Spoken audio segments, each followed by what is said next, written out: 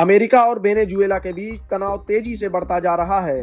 अब सवाल यह उठने लगा है कि क्या तेल के लिए दुनिया एक नई जंग की ओर बढ़ रही है। वजह है अमेरिकी राष्ट्रपति डोनाल्ड ट्रंप का वेनेजुएला को लेकर लिया गया एक बेहद सख्त और बड़ा फैसला। ट्रंप ने वेनेजुएला के खिलाफ समंदर में पूर्ण नाकाबंदी का आदेश दे दिया है। अमेरिकी राष्ट्रपति डोनाल्ड ट्रंप ने ऐलान किया है कि वेनेजुएला में आने और वहां से जाने वाले सभी प्रतिबंधित तेल टैंकरों को अब समुद्र में ही रोक दिया जाएगा, यानी वेनेजुएला का तेल अब खुले तौर पर बाहर नहीं जा सकेगा। इस आदेश के बाद वेनेजुएला में हड़कंप मच गया है और हालात और ज्यादा तनावपूर्ण हो गए हैं। ट्रंप ने अपने social media platform truth social पर एक लंबा पोस्ट करते हुए कहा कि उन्होंने वेनेजुएला के खिलाफ नया आदेश जारी किया है। उन्होंने आरोप लगाया कि वेनेजुएला आतंकवाद, ड्रग तस्करी और मानव तस्करी में शामिल है। ट्रंप का दावा है कि वहां का शासन चोरी किए गए तेल को खुद को फंड करता है और अपराधों को बढ़ावा देता है। ट्रंप ने साफ शब्दों में कहा कि वेनेजुएला को अब दक्षिण अमेरिका के इतिहास के सबसे बड़े अमेरिकी नौसैनिक बेड़े का भी सामना करना पड़ेगा। उन्होंने चेतावनी दी कि यह बेड़ा और भी बड़ा होगा और वेनेजुएला को ऐसा झटका लगेगा जैसा उसने पहले कभी नहीं देखा होगा।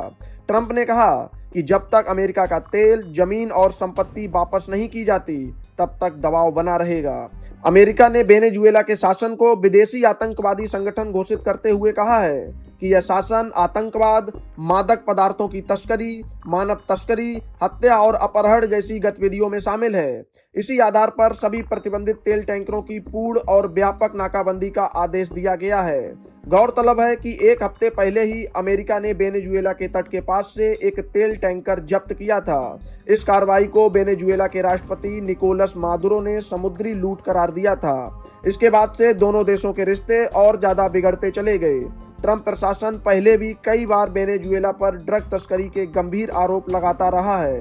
अमेरिका का कहना है कि वेनेजुएला से अपराधी और अवैध अप्रवासी अमेरिका भेजे गए, जिन्हें अब तेजी से वापस भेजा जा रहा है।